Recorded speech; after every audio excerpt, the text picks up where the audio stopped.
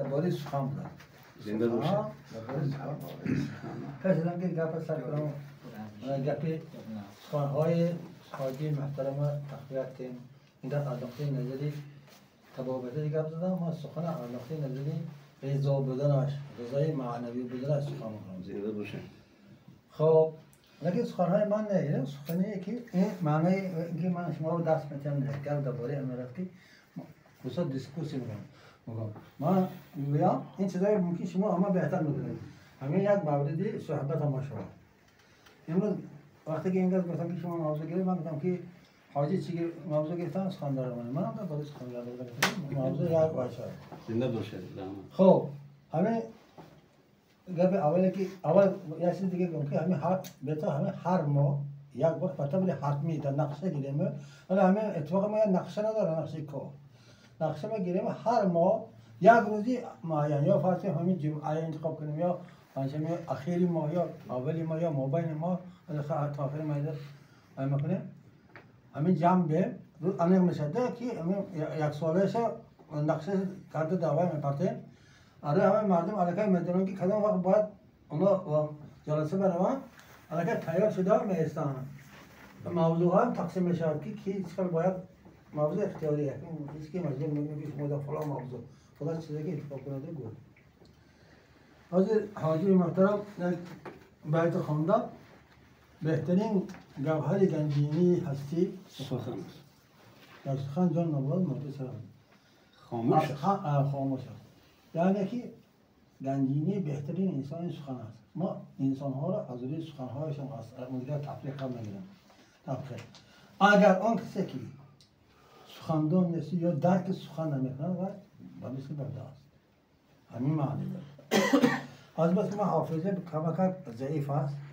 نمیگه برادر ما میدونم.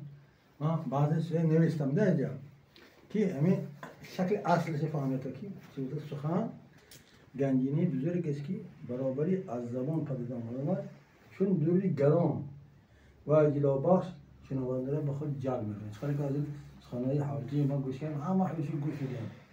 اگر سخن به معنی میشد میبخشد کسی که گوش نمیکرد. سخن در قالب واژه خیلی این چیزی بکنه. در این باره آدمی معنوی بوده فهم ادراک و کردار رفتار انسان را تنها در جریان صحبت میتوان فهمید. شما آدم ناشناس که میشینه نمیدونه و کی در نظر نمی بعضی وقت در نظر آنها میتواد که یا عربکش یا افلاس یا آدم به سواده وقتی که وقتی صحبت کردن میگه که این اکادمی بوده. لیکن اکادمی که هست که آدرنگی نمی علم حکمت فرسخ ها هرچند متخصصی سایه خود باشدم. گفتم نوانگی گفتم 20 سال. بعد در این باره مولانا عبدالرحمن جمی فرمودند که هرچی بدیل هست زیپاک و پلید در سخن آید اثر آن پدید. دیگه همین باطن از یا پلیدی باشد یا نیکی باشد اول در سخنتان پدید میگیرد. او اینچنین فرموده که سخنور میباید که با باور و اعتماد شنونده ارزنده باشد. سخنور همون دایره باید سخن گفتی اما نشستگان لایق سخنی هوای باشند. فرض کنیم ما درباره بعد ما سخن درباره عرق گردیدن داره درباره مای و دیگر همه حدود بیرون برنده نمیتونه. داره مثال گنده گفتی خیرات را کار بار چون سخن نیست.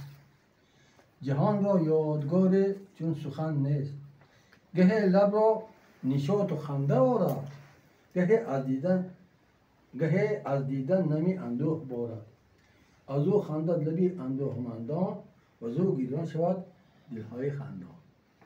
سخن حاضر شدن این گفتیم ولی دوم هست هم میخنداند انسان یعنی خواستن میکنند هم میگریاند یعنی خفا میکنند. ولی من در مثال ایزاب میفهمونم این خبرش هست خواهمه میدنه داد. خیلی این سخن اساسا حکمتی سخن اساسا در بین خردمندان شرق است. اما میدونم که وقتی که همه مردم شرق اساسا حکمتی سخن را به میدان آوردن و غربیان این اساس در آهسته آهسته دوزیدن و از خود کردن. نظامی میگه که نخستین پدیده و آفریدگی خداوند بزرگ و سایه پیغمبر او در سخن در عالم دانسته میشه. سخن یعنی سایه پیغمبر و نخستین چیزی خداوند کریم آفرید. قافیه سنجان که سخن برکشان، گنج دو عالم به سخن درکشان. خاصه کلیده که دری گنج راست، زیب زبان از زیب زبان مرد سخن سنج راست. حتی سخن سنج نیست. هر طرف شاعر میتونه شعر نویسه، لیکن سخن سنج سخن فهم نباشه. یا گفتش موازن طبیعی یا انجینری یا چیز دیگر. هر کس سخن گفتن میتونه، لیکن اون سخن تا سخن معنویه از زمین تا آسمان فرق داره. از سخنی که کیلویی شنیده میکنن. هر چیز شنیدنی است، میگه همه چیز گفتنی نیست. گفتنی این دردانه های سخن. چون اگر در یک جا لذت سخنهای بعضی آدم لذتی معنوی، رضای معنوی میده. ناصر خسرو خواندنی چی میگه؟ به گفتاری شیرین فریبنده مرد، کند آن چی نتوان به شمشیر کرد. آن چیزی که با شمشیر کرده نمیشه، با سخن کرده میشود.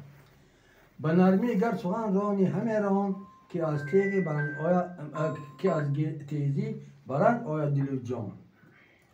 مگو ناخوش که پاسخ ناخوش آید، به که آواز خوش به تا خوش آید. یعنی همه کردارهای بدی نیکی انسان شما گفته از سخن، یعنی سخن خوب گوید پاسخ خوب میگیره، سخن بد گفته. در همین معنی شیخ عطار میگن که تا توانی تشنه را سیراب کن، در مجالس خدمتی اصحاب کن. یعنی راجع آجای محترم در مجالس ما اصحاب یعنی صحبت کننده هستیم. این کس در ما میخواد چیزهای پندآمیز گفتن. به گفتی دانشمند بزرگ یونانی قدیم افلاطون، گفتار باید موجود زنده باشد. خودی هم موجود زنده باید باشد.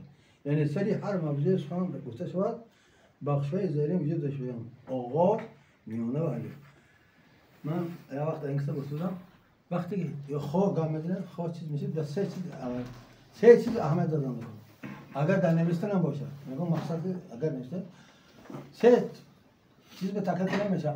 آغازی نگذاشته باشه، کلمیناتی نگذاشته باشه و انجامی نگذاشته باشه. همه ضرورش انجامی نقص. برای اینکه اگر انجامی نقص باشه، آدم ها انتظار میشن دوام نوشته های شما. خب به همین معنی میگه که صادقی سخن را سر ای خردمند بون، میاورد سخن در میان سخن. خداوند تدبیر و فرهنگ خوش نگوید سخن تا نباشد خاموش.